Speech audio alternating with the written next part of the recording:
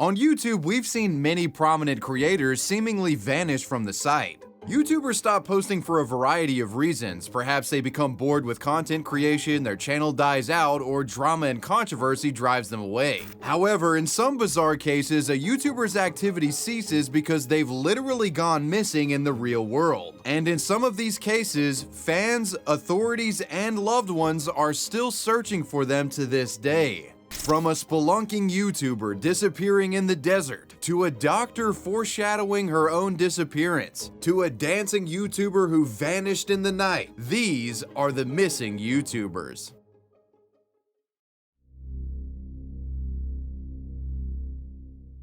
This story is an unsettling unsolved mystery involving a YouTuber who went on a hiking trip only to never return. This is the disappearance of Kenny Veach. Hello, people of Shark Tank. My name is Kenny Veach, and get ready because I'm going to show you a few things about myself, and I'm going to let you know just what I do, what I am, and how much I enjoy life, and how I go about doing that. Kenny Veach, born in 1967, grew up outside of the city of Las Vegas, Nevada. As a child, Kenny had an immense fascination with the desert and the animals that inhabited it. He was said to have been fun-loving and always had friends and family laughing. That said, Kenny's life wasn't without hardship and tragedy. When Kenny was 20 years old, his father perished after losing a long battle with depression, and sadly, Kenny was the person who discovered the aftermath. This ordeal proved to be quite traumatic, that trauma manifesting in bouts of depression following his father's untimely death. But Kenny's optimistic outlook and lust for life would prevail. As an adult, he kept the adventurous spirit developed in childhood. Exploring the desert surrounding Las Vegas was a hobby that stuck with him as an adult. He became an avid hiker and was obsessed with testing his distances and seeing how far he could push himself. He really liked caves, too. In the Las Vegas deserts, Kenny would fearlessly explore caves for the sake of his own enjoyment. The man was so infatuated with cave exploration that he often discussed the hobby online with other enthusiasts, particularly those on YouTube. Kenny frequented YouTube and had a channel of his own where he went by the username SnakeBitMcGee. Kenny wasn't a YouTuber in the traditional sense, he was more so a commenter who would occasionally upload rough-cut videos to his channel of various activities and adventures that he went on. In late 2014, within the comments section of another YouTube user's spelunking video, Kenny shared his insights on caving and described a certain M-shaped cavern within the Sheep Mountains near Area 51. Kenny shares his story of how he explored the outside area of this cave and was hit with an overwhelming feeling of dread. This ain't nothing. I'm a long-distance hiker. One time, during one of my hikes out by the Nellis Air Force Base, I found a hidden cave. The entrance to the cave was shaped like a perfect capital M. I always enter every cave I find, but as I began to enter this particular cave, my whole body began to vibrate. The closer I got to the cave entrance, the worse the vibrating became. Suddenly, I became very scared and hightailed it out of there. That was one of the strangest things that ever happened to me. He continues, I solo hike across mountaintops that most people wouldn't dare go. I've been in more caves than I can count. I play with rattlesnakes for fun, but this particular cave was beyond anything I had ever encountered.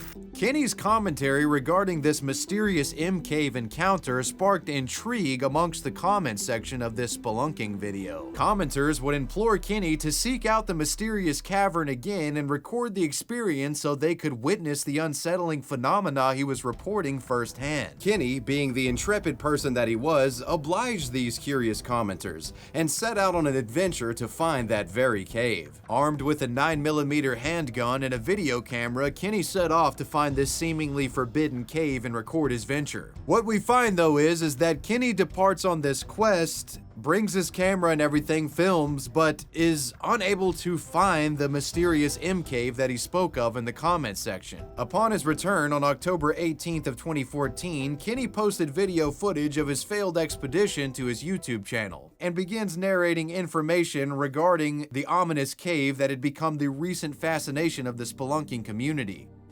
And I'm looking for a cave that I found, and I didn't have a sidearm when I was here before. And something about that cave just spooked me out of all the caves I've ever gone in. Hopefully I'll find it. It's shaped like a big M. It's a big cave that looks just like a gigantic M. He admits that he couldn't find the cave and just starts giving a reconnaissance report of the area. Here's a beautiful canyon I'm just now walking past. I just now got past that little mountain, and I gotta walk past this canyon and just keep on going. I tripped. Okay, off again. Here's the mountain. There's another range I'm walking down. I'll just give you an idea how long it takes to get past these mountains. In all reality, Kenny doesn't talk about M Cave that much in this video. He actually just talks about the dangers of the desert and how easy it is to get lost out there. Here's a beautiful canyon I'm just now walking past. I just now got past that little mountain, and I gotta walk past this canyon and just keep on going. You gotta know which canyons to go down, otherwise you get lost up here.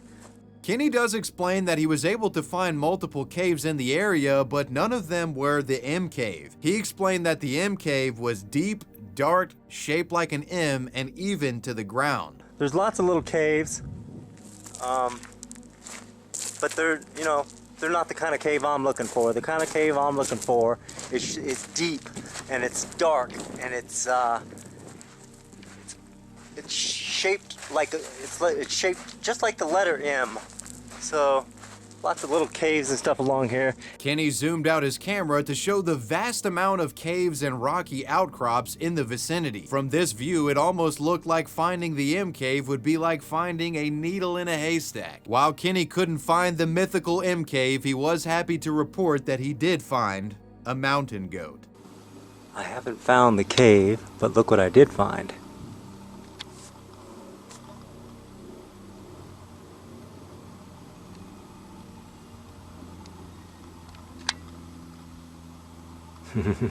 While Kenny's video was charming, it left viewers frustrated because he didn't find the actual M Cave. And Kenny received a massive amount of criticism in the comment section. Some viewers encouraged Kenny in a polite manner while others provoked him, but they all shared the same core sentiment.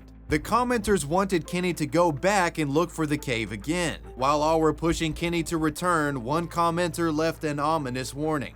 No, do not go back there. If you find that cave entrance, don't go in.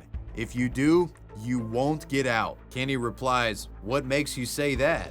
The poster never replies. After seeing the continuous stream of comments encouraging him to return, Kenny would oblige. He announces his trip via a YouTube comment. "I'm going again this weekend. I will be hiking solo for 3 days. I plan on covering about 40 miles. I will cross through the same canyon where I found the cave. If I don't find it again, I will just continue hiking over mountain after mountain to the north of the canyon. I dare any of the people that hike to run their mouths on here to join me. My hikes are brutal on the body. After one of my long hikes, some of my toenails turn black and fall off. I lose about 13 pounds of body weight. It takes me about 3 days to recover from the abuse I put myself through. There is no guarantee that I will find the cave again. The region that I cover is vast. There are many caves. The M Cave is the only cave I ever feared going inside. I really want to find it again."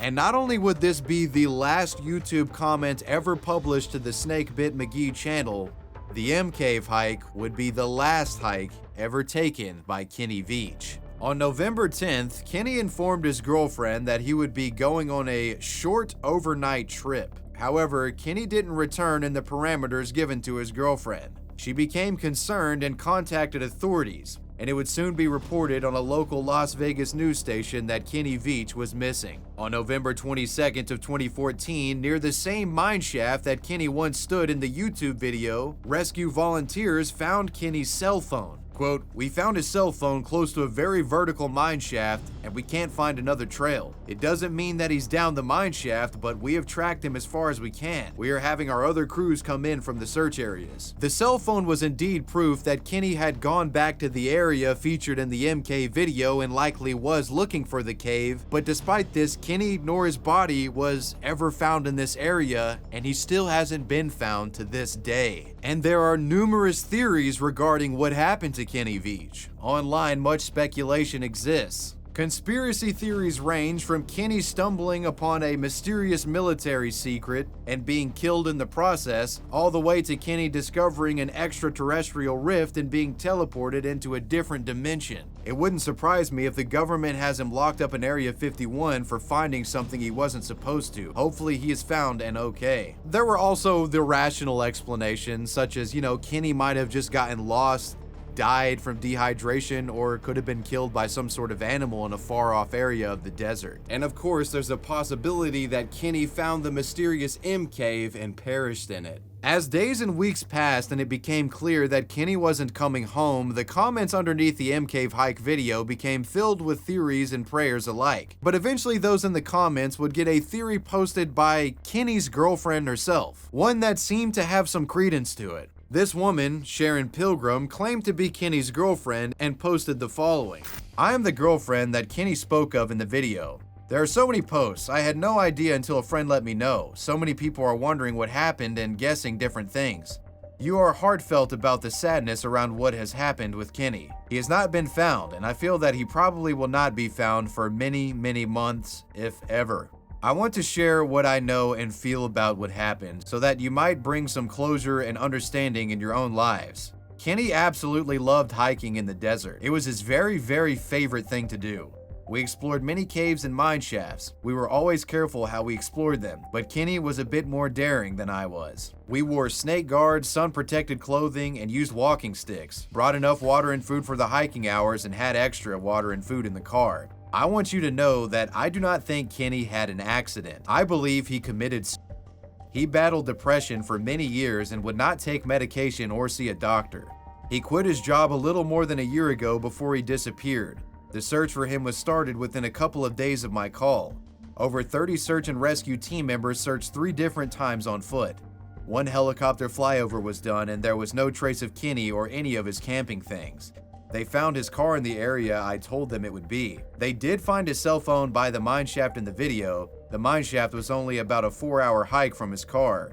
It is my feeling he left it behind so that he could not be tracked from the GPS in it. He also did not take his video camera with him on this solo hike. It was left in his home, so he had no intention of filming anything. I share this with you for 2 reasons. First, so that you have more of an understanding of who Kenny was and to bring some peace or understanding to the situation.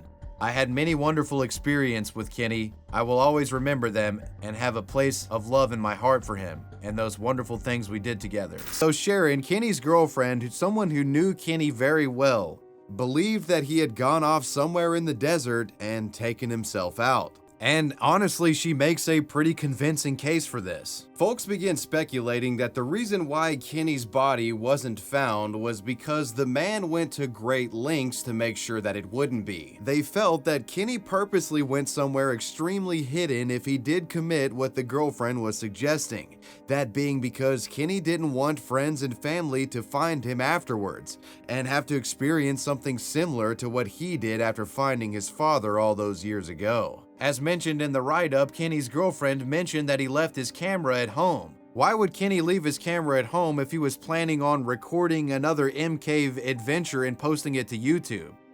It seemed like the man might have had a different mission in mind when going out to the desert in November. Police have also made various statements supporting the ideas that Kenny's girlfriend purports. Apparently, after authorities had performed a search of Kenny's computer, they found that he had Google search phrases which YouTube doesn't like me repeating. But let's just say these searches corroborate the girlfriend's theory.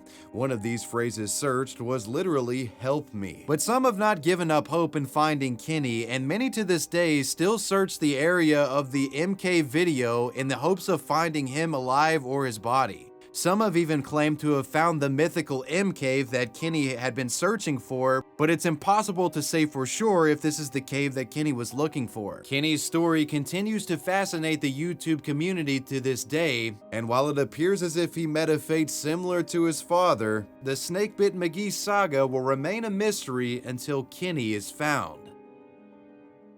Before we get into our next story, a brief message from today's sponsor. Today's video is sponsored by Raycon. Raycon provides premium quality wireless earbuds at a price that won't break the bank. Boasting a stylish and sleek design with a variety of colors to choose from, Raycon's everyday earbuds bring you top-notch audio quality in a package that won't fall out. You see? Look at it, it's staying, okay? They're not going anywhere. So you can listen to podcasts, music, and wavy web surf videos throughout the day seamlessly. Raycons are a must for me when I'm at the gym, but I use these earbuds for a variety of circumstances, either listening to music while I'm doing work outside, or when I'm making calls with the boys on Discord when it's game night. Where are we dropping at? Anytime you need to interface with audio, Raycon will get the job done. And it'll get the job done for 8 hours of continuous playtime that you get out of these bad boys. Raycon is on a mission to prove that you shouldn't have to pay an arm and a leg for quality sound and essential smart tech listening features. Raycon earbuds come with a noise isolation mode for noisy environments, and they also have an awareness mode that you can toggle that allows more sound in when you want to hear more of what's going on around you. Yeah, you're getting top of the line features here at an affordable price. Raycons are a no BS product. It's a lot of bang for your buck in this case. So what are you guys waiting for? Click the link in the description box or go to buyraycon.com/wavywebsurf to get 15% off your Raycon purchase.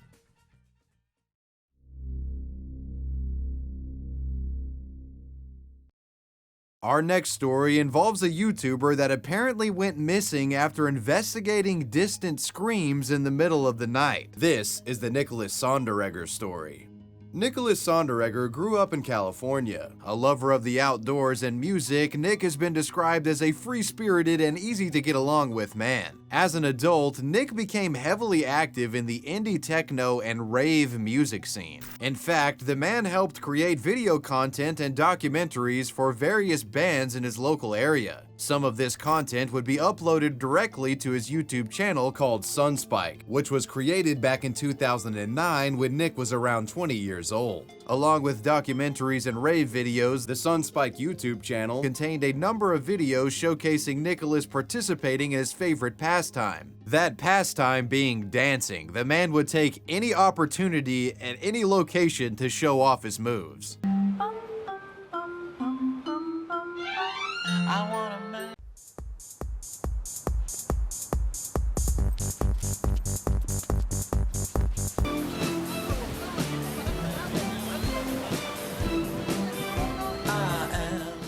Around the time of the Sunspike channel's creation, Nicholas was living with his friend Austin in San Diego, California. However, due to unspecified circumstances, eventually these two were compelled to leave this residence and were essentially made homeless. Around this time, Nic and Austin were essentially vagabonds who would move to the Salton Beach area living in a makeshift shelter. Salton Beach is an ecologically bizarre area in California that honestly deserves its own video, but here's a brief explanation of what it is. Salton Beach is a small beach town with a population of 508 people and was once a massive tourist attraction in the mid-20th century. However, now the place is nothing but ruins. The town has become mostly abandoned due to environmental changes within and around the Salton Sea. The sea was at one point considered a beautiful oasis, but now due to a rise in salinity, it has become uninhabitable. The once bustling tourist trap that surrounded the sea has become an utter ghost town.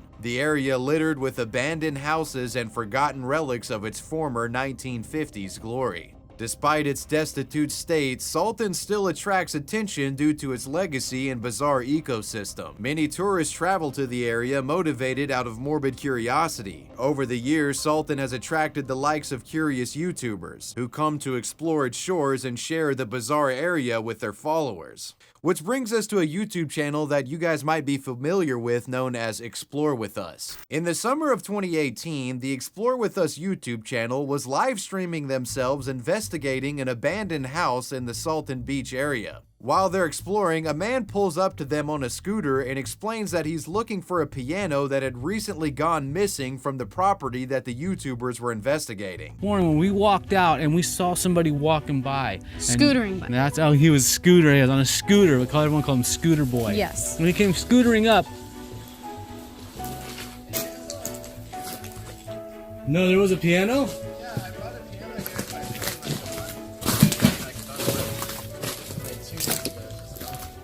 No, this is the first time we've been here, dude. We're live streaming right now. This scooter riding man was none other than Austin, Nicholas's old San Diego roommate. Instead of accusing the YouTubers of taking the piano or something like you might think this guy would, he's actually overtly friendly to them. And later footage would show that Austin actually introduces the Explore With Us team to Nic Sonderegger. Both of these guys were still living at Salton Beach all this time later. No, you didn't scare us, man. We thought you guys were gonna put on the show. Hey, how you doing? I'm Nick. Hey, Bob. Nice to meet you. Explore With Us, Nick, and Austin would then explore different abandoned areas of Salton Beach together as the free-spirited duo gave the father and daughter operated YouTube channel a tour through various locations of this ramshackle town, which included a supposedly secret compound. Nick and Austin expressed they hoped to fix up the area and make it habitable once again. Their ultimate goal was to create a venue for the rave scene, something Nicholas claimed to have quite a bit of success with in different parts of the country. Nicholas also warns the YouTubers to tread lightly, informing them that various people have gone missing from the area over the years. Some had even been murdered, he said. And then, I think like a year ago, there was a body found right over those bushes. And I used to like play there as a kid. Really? Yeah. Like right on the side of those trees over there? Like on the other side of those trees, yeah, there was a body found.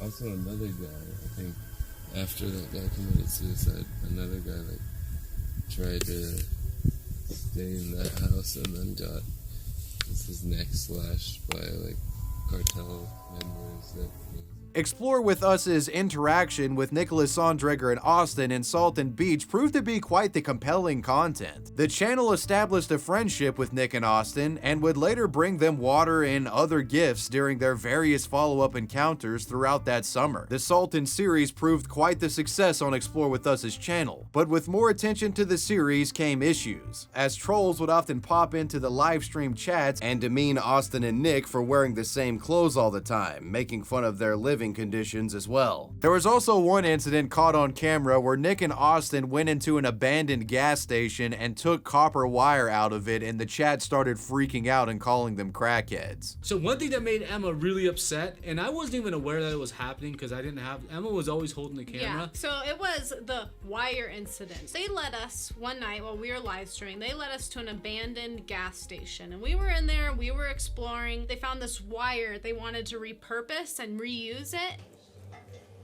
we might be able to rig something out of this. Okay, they are tweakers. LOL, took them on a robbing spree, LOL. They just stole that. Stealing wire? Hashtag copper pays. Assisted with theft. Ooh. Nicholas felt so bad about this that he would actually end up apologizing to Explore With Us and told them that he knew the owner of the gas station and was allowed to take things from there and repurpose them if he wanted. The whole copper wire incident was really a non-issue, but I thought that interaction was interesting. After several encounters with Nicholas and Austin and Salton City, Explore With Us would eventually leave Southern California in August and lost touch with the two. However, several months later, a fan of the Explore With Us channel would reach out to them with something that brought them back into the fold. It was an update saying that Nicholas had gone missing. This is the story that Explore With Us was told. On September 7th of 2018, Nick and Austin were hanging out at their Salton Beach compound, staying up late into the night. At approximately 2:30 a.m., they heard an alarming sound in the distance, a sound that resembled a screaming woman.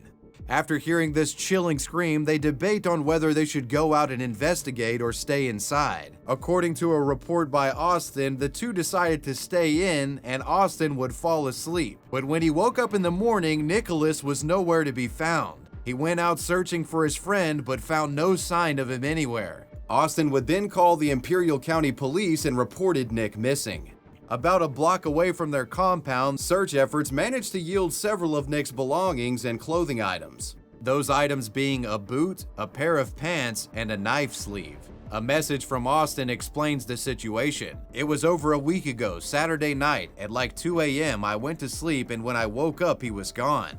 I found his flashlight a block from home, then investigators found one of his boots and pants near the water with his knife sleeve and no wallet or keys. In light of the man's disappearance, the Imperial County Sheriff's Office would announce a $10,000 reward for anyone able to provide them with information that could lead to his whereabouts. The Explore With Us team would travel back to Salton and aid in the search for Nic. While performing what proved to be a fruitless search for the man, the Explore With Us team heavily criticized the Imperial County Police and proclaimed that the local PD did not care about the case at all, as it seemed authorities were willing to offer little in terms of any sizable search party.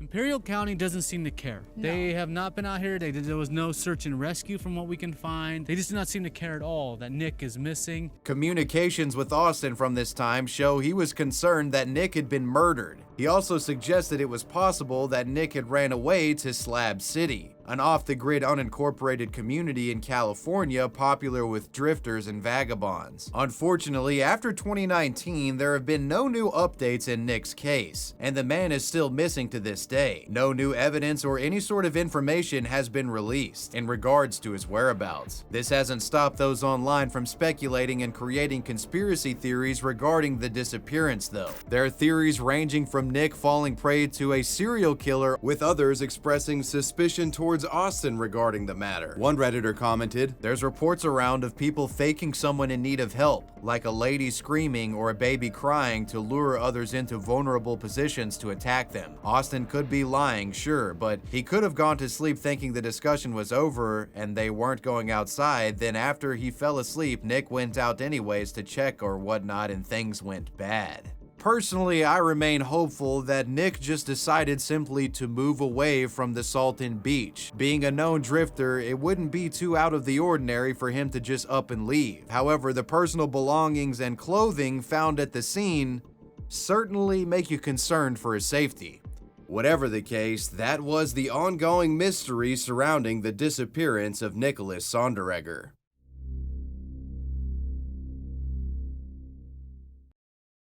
Our next story is a bizarre missing persons case involving a woman foreshadowing her own disappearance through YouTube videos.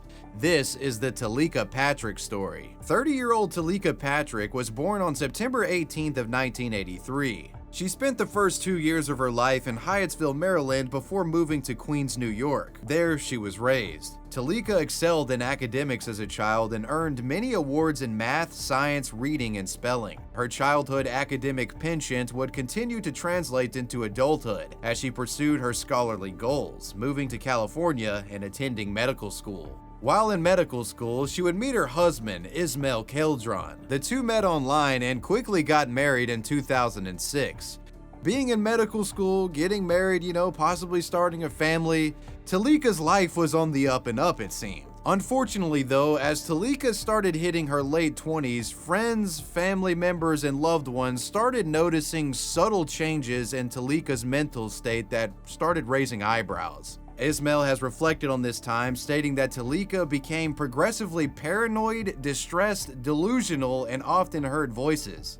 Taleka often spoke religiously and appeared to be experiencing delusions of grandeur, once stating that she thought to be directly sent to Earth from God. At one point, Taleka had told her husband that the movie A Beautiful Mind, which depicted a schizophrenic math prodigy, was similar to her own life story. That's a good movie, by the way. You guys need to watch that. During the peak of Taleka's delusions, Ismail pleaded with his wife to get help. However, she refused to see a mental health professional. Quote, "I begged her to get mental help. When I urged her to get help, she told me she didn't need help and that I was trying to destroy her career." Ismail thought that Taleka was fearful of being branded with a mental illness and was convinced it would destroy her medical career. Due to the immense stress created by this burgeoning mental illness, Taleka and Ismail would separate by divorce in 2012. 1 year after this divorce, Taleka, despite her ongoing issues, would manage to graduate from medical school in the spring of 2013 with a medical degree and doctorate in biochemistry.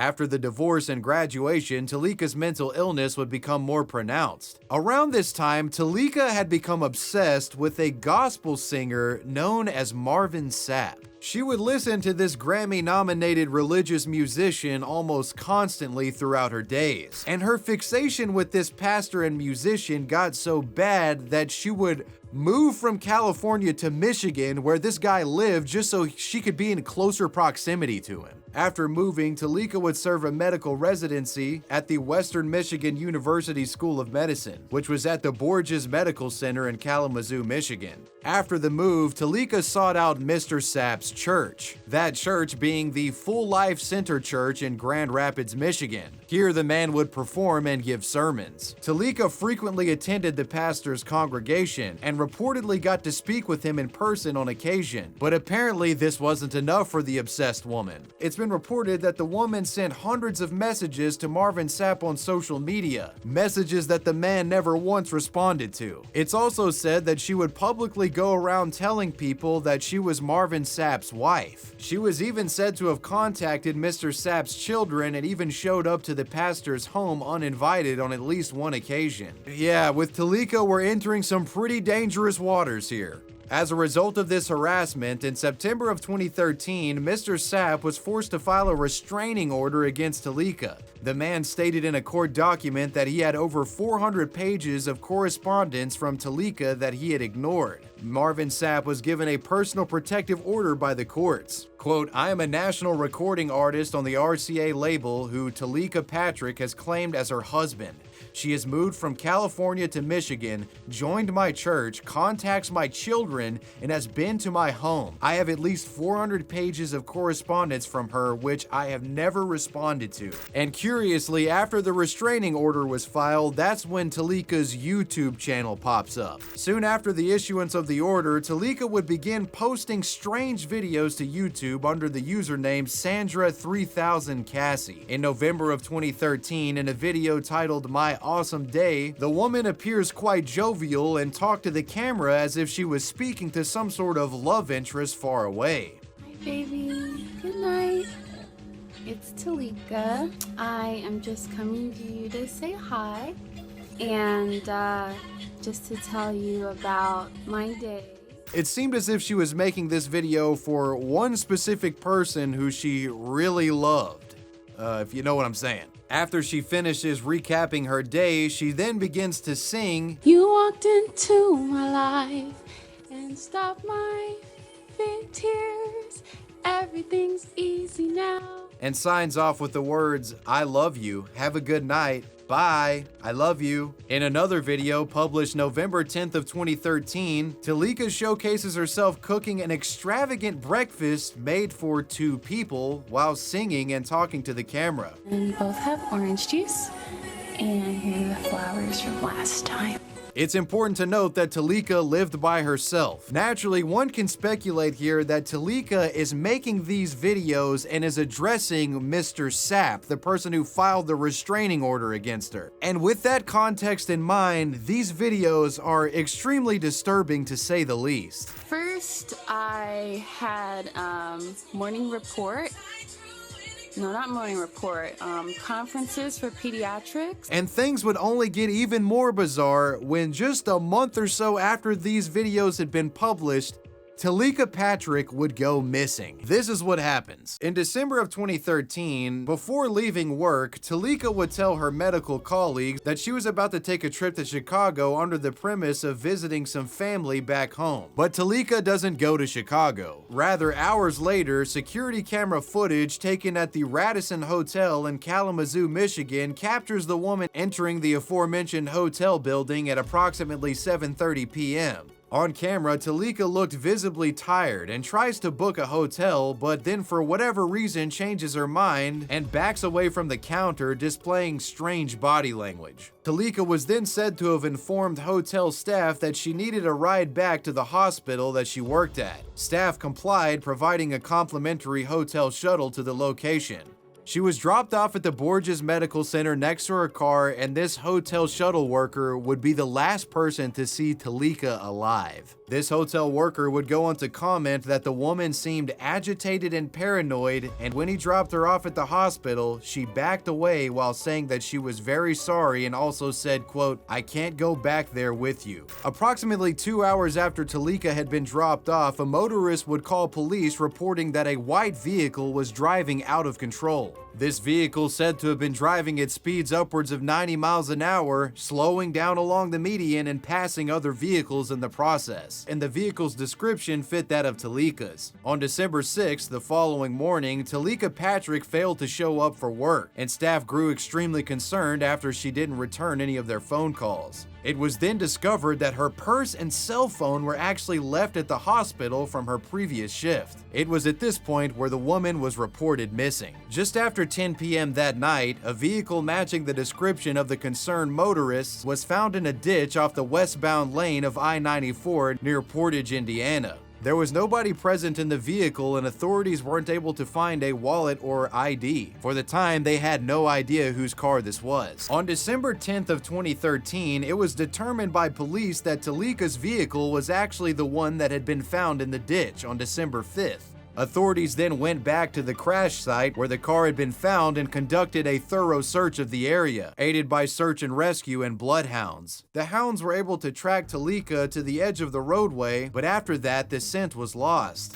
They searched the areas for hours but couldn't find the woman anywhere. Considering Taleka's mental health history, this was turning out to be quite the concerning situation. Along with leaving her cell phone and purse behind, Taleka also left credit cards back as well, meaning that authorities couldn't track her by way of purchases made, and her social media had been curiously deleted around the time as well. Taleka's family had suspected foul play and hired a private investigator to look into the case. Through his findings, the investigator was able to report that Taleka was stressed and agitated on the night of her disappearance. But the investigator could not determine the source of the stress or if it had anything to do with her looming disappearance. However, what was found around this time were some extremely unsettling tweets posted by Taleka. "I'm like a squirrel. Squirrels take their nuts underground and then they eat them when mostly no one is looking. My nuts are people and I take them underground into my secret world. That is why I'm so excited to spend time with you because we can go underground together." One tweet talks about a psychiatric drug called Invega, which is used to treat schizophrenia. The tweet read, "I guess Invega is not as powerful as they advertised." It was highly speculated that the person that Taleka was referring to, that she wanted to take underground was, Marvin Sapp, the gospel singer that she was obsessed with. And the family of Taleka actually thought that Marvin Sapp was somehow involved with her disappearance, like perhaps he had killed her or kidnapped her or something. Which, I don't really think that's the case when the guy's filing restraining orders, but, they have their reasonings, I guess. Whatever the case, eventually there would be some sort of closure to this story. In January of 2014, police would search the area that Taleka went missing in, which included Lake Charles, but they didn't find any evidence of her at this time. However, a few months later in April of 2014, as the winter began to diminish and spring began, a man was fishing at the very same lake in the northwest part of Indiana. This man reported seeing something resembling a corpse. He would inform authorities about his findings and they would perform a subsequent search. A search that uncovered a dead body in the lake. After an investigation from the coroner in Porter County, Indiana, the authorities were able to determine that the deceased body was indeed that of Taleka Patrick. She had finally been found and unfortunately was no longer with us. Sheriff Richard Fuller had said in a news conference around the time that there seemed to be no signs of trauma or foul play found on the body, and that the initial cause of death appeared to be drowning. A second autopsy would be performed by 2 forensic pathologists. This autopsy revealed that the cause of death was from asphyxiation by drowning. The official ruling on this case, at least from Kalamazoo police, was that Taleka's death was caused by an accidental drowning. To this day, the events that led Taleka drowning in a lake remain somewhat of a mystery. And I say somewhat because given her previous mental health struggles and the sort of behavior showcased in the YouTube videos, the instability, one can sort of rationally put together a timeline here. That being, Taleka had a mental health crisis that remained unaddressed, which led her falling into a delusional state that ultimately results in her winding up into a lake and drowning. That being because she couldn't swim, or she was lost, or it was dark, who knows. But with multiple coroners confirming that it was drowning and no foul play was involved, in my opinion, that's the series of events that happened. In what was a bizarre story of a clearly struggling woman foreshadowing her own disappearance on social media, that was the Taleka Patrick story.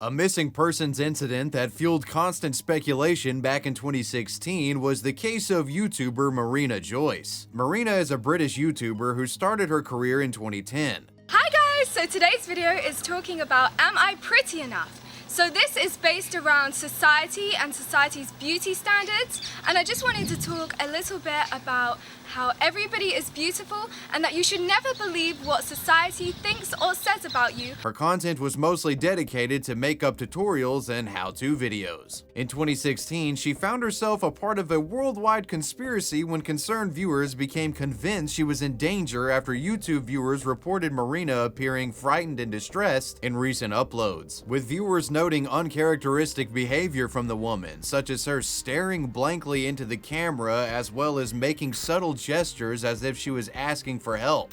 Explain the bruises. It's actually a private story. It's quite a sad story, but like recently, it's actually the bruises. I wasn't okay recently, so like it's really sad about the bruises, but I can't say what happened. It was thought that she may have been kidnapped. Marina's bizarre behavior caused the internet to devolve into a frenzy, with some convinced that Marina was being compelled by some outside third party to make videos under duress. One comment from the Times says, "I have the feeling, along with many other people, that someone is forcing Marina to make these videos, most likely her boyfriend, but it's possible that she could have been kidnapped. Or she's overdosing on drugs. Her eyes keep trailing off behind the camera and her body language makes her seem incredibly uncomfortable, almost like she's repeating what someone else is doing. She can barely stand still, she's shaking, and her whole body appears stiff and wobbly." This says I'm not in danger. If you guys wanted to know. I really love you. On July 26th of 2016, after YouTubers began to make videos expressing their concerns for her, hashtag Save Marina Joyce trended #1 worldwide on Twitter and caused mass mania within social media regarding the woman. Marina attempted to quell the concerns with a tweet advertising a fan meetup, but her tweet only made folks more concerned, with some suggesting that Marina was attempting to kidnap fans or perhaps even recruit them for ISIS. Yes, that was a thing. We really need to spread awareness. Even though I have no idea if she is being hurt or not, I want her safe and sound. Hashtag Save Marina Joyce. Can someone please phone the police and tell them about all of this and mainly about the meetup? It seems so dangerous. I am dead scared for the girl. What if she is abused? The official law enforcement account of Marina's local area, the Enfield Police Bureau, ended up tweeting that they had made contact with Marina Joyce and that she was perfectly fine. Quote, "Officers have visited YouTube user Marina Joyce. She is safe and well." Marina herself would follow up this tweet, also confirming that she was fine. I am totally okay, guys. I'm feeling very good today, and it's actually so heartwarming to see so many people care about me. She also put out the following statements. "I care about my YouTube channel, and after this, I have got lots more viewers, which is really good. But I am really okay. There are no ISIS terrorists here."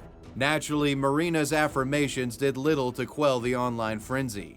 The online fans that felt she had been kidnapped now believed that Marina had performed a publicity stunt/hoax that made light of kidnapping victims. Whether that was her intention or not, the undeniable fact of this matter was that her channel was growing rapidly because of this controversy. Keemstar from Drama Alert would report that she was receiving close to 100 million views a month on her channel. About Marina Joyce, that YouTuber that had about 500,000 subscribers, but then everybody thought she was kidnapped by ISIS. So her channel blew up to over 2 million subscribers, and she is currently receiving over 100 million views a month. She would continue to ride this way for some time without directly addressing her strange behavior in prior videos. However, in 2017, Marina would upload a video wherein she explains in her view the cause of the strange behavior in that old content. She said that she had gone through, quote, a traumatic experience and that she, quote, suffered from depression and that hashtag Save Marina Joyce helped her get better. When I started to think about what I had to say to you, I started crying because a really traumatic experience happened to me that I kind of want to explain to you. All these videos that you watched about me, about people guessing what happened to me, I'm so glad that Saving Marina Joyce was a thing simply because it helped me to get better. And now I feel like I'm so much better. She insisted that the conspiracy theories were all lies. I simply don't want you to believe any of the conspiracy theories because none of them are true, and I can promise you that. It's always best to believe the truth directly from the person themselves. While Marina does vaguely touch on personal issues in this video, she does a poor job explaining her 2016 behavior, and many left unsatiated. People would continue to speculate what was going on with Marina Joyce for years. In 2018, Keemstar would speculate that Marina Joyce was on drugs. Quote, none of it makes sense. Very vague statements after very strange statements for 2 years. I suggest that she's on drugs, and she denied those claims and was upset with me. I don't think she's got a right to be upset with anyone speculating when she won't provide a reasonable explanation. Marina Joyce fired back and criticized Keemstar in a now deleted video. Not to mention, this guy is actually egging on his fans to send death threats to me and Marina. He's trying to cause drama just for fame and money, and he's trying to make it out like I'm trying to make views from this, and he's just trying to generate drama over my private life. He has no consideration for me. He does not worry or care about me whatsoever. He's lying to people saying, we're just worried about you, Marina. And it's such BS because honestly, he is just trying to make me look bad and spread fake lies. He has been so manipulative towards me. Keemstar would reply to Marina in a Twitter video. Marina Joyce and Brendan whatever your name is, Marina Joyce's boyfriend, basically, because you're very irrelevant, and she's only relevant because people thought she was kidnapped. You say you're good people, but you're not. The video you just uploaded is filled with clips from my trolling days when I used to make trolling videos, completely taken out of context. You started off the video showing a clip of me saying that I want to kill somebody and I want to strangle them. The reason why I said that on a live stream was because they were saying horrible things about my young child. And as a parent, yeah, I had that reaction. We've downloaded this. We've downloaded Brandon's, we archived his Twitter. We've got everything. So I'm gonna make a full response to this, show how you guys manipulate it, lied, show you guys being complete hypocrites when you say, oh, we're good people, spread love and positivity, but then you're calling me gnome and everything else. I mean, this is pretty much career ending what you guys just did. After this squabble with Keemstar, Marina would continue to upload regular YouTube content and things would normalize. However, this period of normalcy would be short-lived as the Marina Joyce mystery would find reason to return. She would find herself in the headlines once again in 2019 when it was being reported that Marina Joyce had gone missing. It was announced by MPS London Haringey Police that Marina Joyce had been reported missing on August 7th of 2019 and was last seen on July 31st. Can you help find Marina Joyce, 22, missing from Haringey, last seen on 31st of July and reported missing to police on August 7th. Call with any info. Upon the announcement of Marina going missing, fans leapt into action once again with hashtag Find Marina Joyce trending on Twitter. Many were extremely concerned for Marina's safety and felt that she may be a danger to herself. As just a month prior, the famous YouTuber Etika had tragically passed away in a situation quite similar to what was playing out. The internet was up in arms, collectively trying to track down this perennial mystery girl. However, just a few hours after police had made Marina's disappearance public information, Marina's boyfriend published the following message to social media. This is a temporary post to send a message to everyone worried for Marina. Everything is being dealt with in a professional manner. Please don't worry about her as she is safe and well. You have my word for that. Also, everyone who thinks I'm acting suspicious are only misinformed and don't know me at all. Good night, people. In a now deleted Instagram post, the boyfriend would explain in more detail that Marina had gone to stay with some mutual friends. Naturally, though, fans didn't believe Marina's boyfriend's explanation and vigorously questioned the validity of his claims. Marina Joyce's boyfriend is being shady as fuck. I hope she's safe and healthy. I don't trust Marina Joyce's boyfriend at all. There's something so off about him, and those messages where he said she was okay, I hope she's genuinely okay. Keemstar makes a tweet mocking Marina Joyce's fan base. Marina Joyce's friends. Marina is not missing, she is safe. Marina Joyce's boyfriend. Marina is not missing, she is safe. Marina Joyce's fan base. Marina was kidnapped by aliens. Thankfully, Marina was found within the next few days. She was fine and healthy. A few months later in October, she would make it clear that this was simply a misunderstanding and defended her boyfriend in the post as well. Quote, "I never went missing in the first place. Also, Brandon has been so loyal throughout all of this. So don't trust anybody but him when somebody says something because he's the only one who knows everything and is my closest and protects me more than any other person out there." The language of this tweet made the more die-hard Marina Joyce conspiracy theorists feel as if the boyfriend was now manipulating her into making these statements, but the majority of people were now comfortable believing that Marina was safe and sound. Marina Joyce would lay low on YouTube for the next several years and never really addressed this fiasco, or the fiascos beforehand. However, in a recent video published December of 2022, Marina talked about her prior controversies and gave a lot of background information as to why she came off the way she did in those 2016 videos that started it all. Marina would reveal in this video that she suffered from multiple sclerosis and had lost vision in her left eye. So the reason why I was so laggy in 2016 and all that kind of stuff was because I actually was going through MS. So if you don't know what MS is, it's multiple sclerosis, and it's a condition where your body will eventually die. It's kind of like cancer, but it's not as bad.